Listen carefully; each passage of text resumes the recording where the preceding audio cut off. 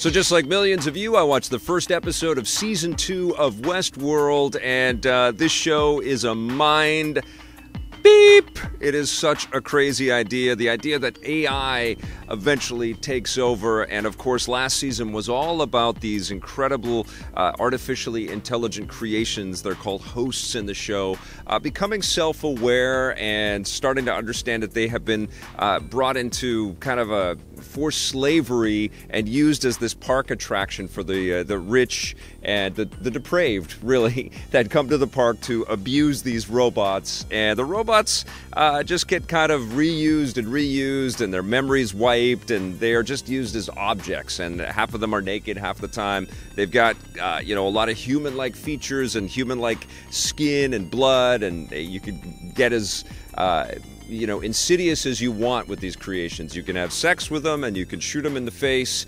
And the first season of Westworld was really kind of to create this shock factor, get us used to the idea of these bodies, these receptacles of information, just being objects and just being playthings for the park goers. And it was a bit desensitizing. By the end of the first season, we had seen so much carnage and so much brutality that it was a bit numbing and a bit jarring. But you also started to feel for these robotic creations, because by the end of the first season, these robots have started to become a little self-aware, led by Maeve, who's played by Tandy Newton, and also by Dolores, who's played by Evan Rachel Wood. Both actors are incredible in this series, and they are starting to kind of figure things out, that they are basically trapped in this horrible recurring nightmare that could change on a whim. And so season 2 kind of picks up on that, and episode 1 doesn't hold back anything. It really assumes that you're caught up and you've kept up, and it jumps right into it. So if you haven't seen season 1, I'm trying to dance around here and not spoil too much, but it jumps right into, you know what's happening, and you know what these characters represent. The first episode really kicks off. It's like the Jurassic Park nightmare with the dinosaurs just, running around and eating everybody.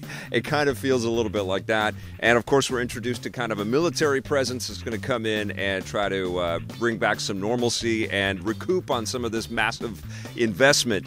Meanwhile, Maeve, who has, worked out some of the routines, is trying to escape from the high security kind of main headquarters of Westworld, and she captures a human. And so it's an incredibly action-packed and sort of a complex spaghetti ball of information. That very first episode, it's a terrible introduction to the show if you're not familiar with any of its concepts or any of the other previous episodes. You are going to be completely lost. And still, even if you have watched season 1, there's a lot of questions. It's quite baffling, but we do know that there's this sense of urgency and the sense of agency that the robotic creations are taking for themselves, and they're not going to let any humans stand in the way.